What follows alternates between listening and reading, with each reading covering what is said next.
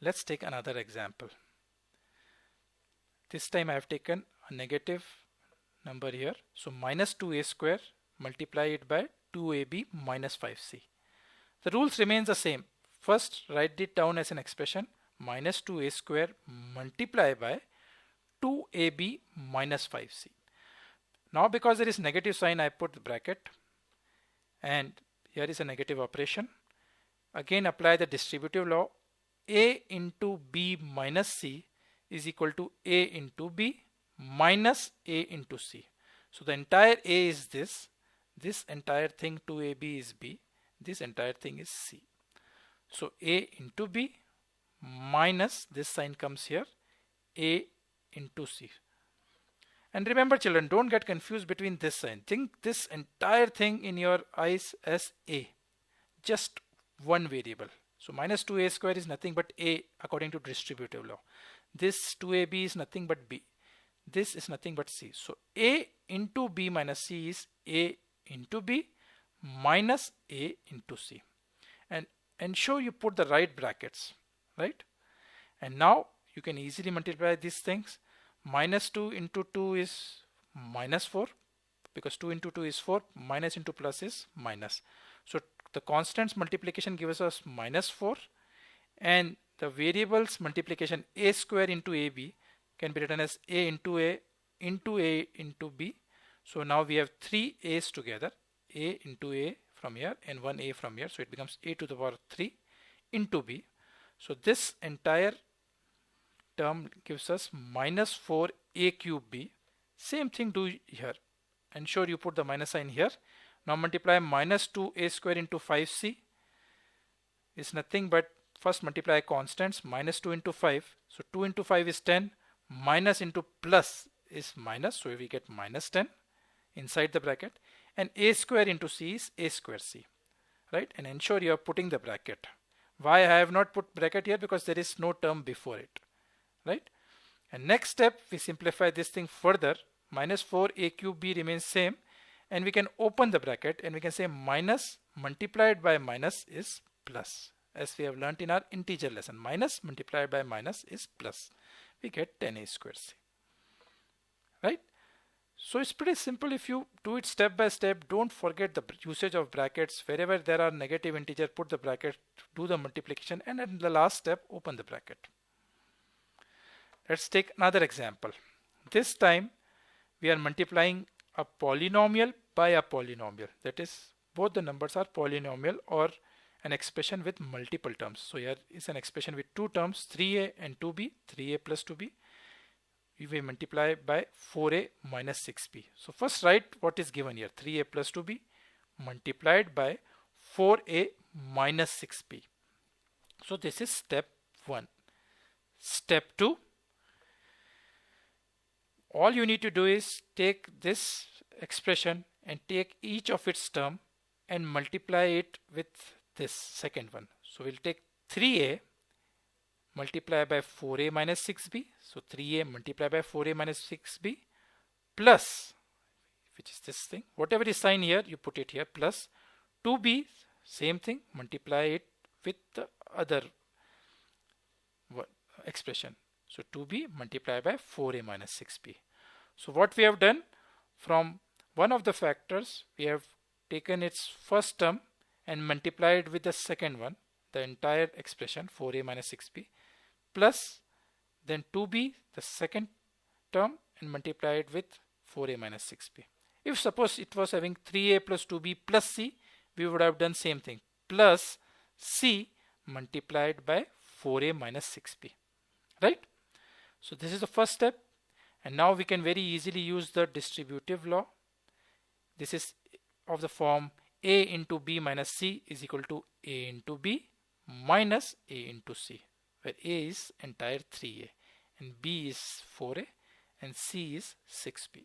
So this is 3a into 4a minus whatever is sign here, you put it here, minus 3a into 6b. So this is these two terms are from this, and same thing do here, 2b into 4a minus 2b into 6b. So whatever is outside the bracket gets multiplied with each of the terms within it, right? And now each of this is like multiplication of a monomial with another monomial, which we have done earlier. 3a into 4a is nothing. 3 into 4 is 12. A into a is a square. Same thing, solve this thing. 3a into 6b is 3 into 6 is 18. A into b is ab. Plus 2b into 4a is nothing but 2 into 4 is 8. B into a is ba. Minus 2 into 6 is 12. B into b is b square. So we had 4 terms. 1, 2, 3, 4. We get 4 terms here, right? On careful observation, you are going to see 18ab and 8ba. 8ba can also be written as 8ab, right? We can use the commutative law. A into b is equal to b into a, right? So we can rewrite this thing as 12a square minus 18ab plus 8ab. And why did we do that? Because there is already an ab here. Then we can further simplify these, right? Instead of having 4 terms, we can come up with 3 terms. So that's why we written AB as BA as AB minus 12B square, because 8BA is same as 8AB. And now we can easily simplify minus 18AB plus 8AB. We have learned how to perform addition or subtraction of algebraic expression. Just like constants, minus 18 plus 8 is minus 10, and we just write AB in front of it, right? So it becomes 12a square minus 10ab. These two terms becomes 1. Minus 18ab plus 8ab, you write it on the side, minus 18ab plus 8ab, you are going to get minus 10ab minus 12b square. So multiplication of this expression by this thing gives us this. Let's take one last problem. On same lines, p square minus q square multiplied by 2p minus q. First write it as this multiplied by this. Now take each of the terms here and multiply it with the second one here. So it will be, we'll write p square into 2p minus q. Put the same sign here, minus q square into 2p minus q. Right?